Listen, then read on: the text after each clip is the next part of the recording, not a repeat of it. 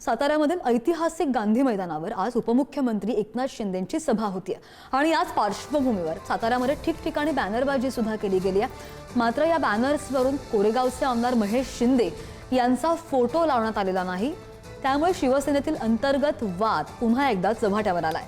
सातारा जिल्हा परिषद अध्यक्ष निवडणुकीमधील राड्यानंतर शिवसेनेमध्ये अंतर्गत कलह सुरू आहे अशी चर्चा आहे।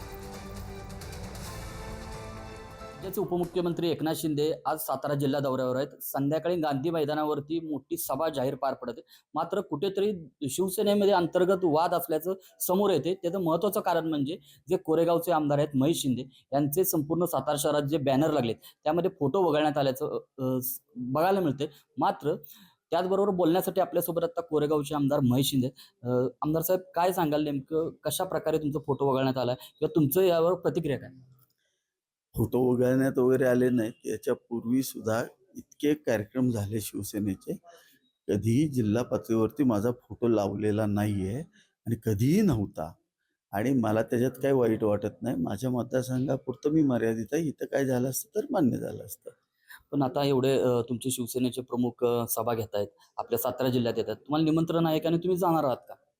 बेसिकली एक लक्षात घ्या, याच्यापूर्वी सुद्धा एकनाथ शिंदे साहेब 30-35 वेळा इथे मोठे मोठे कार्यक्रम झाले। एकाच कार्यक्रमाला मला बोलवलं होतं, तिथं मी गेलो होतो।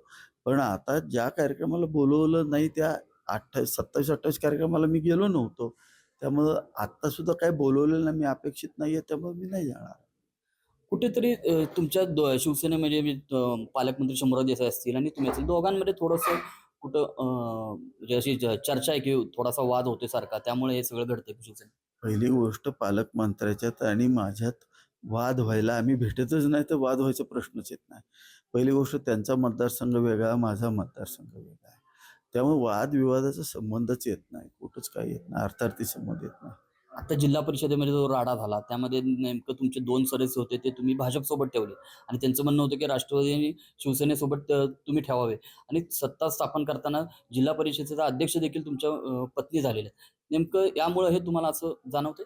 बेसिकली एक लक्षात घ्या, हे दोन्ही कन्सेप्ट वेगळे आहेत। माझी बायको, माझं कुटुंबीय 2011 पासून म्हणजे त्यांच्या राजकीय जन्मच सगळ्यांचा भाजपमध्ये झालेला आहे।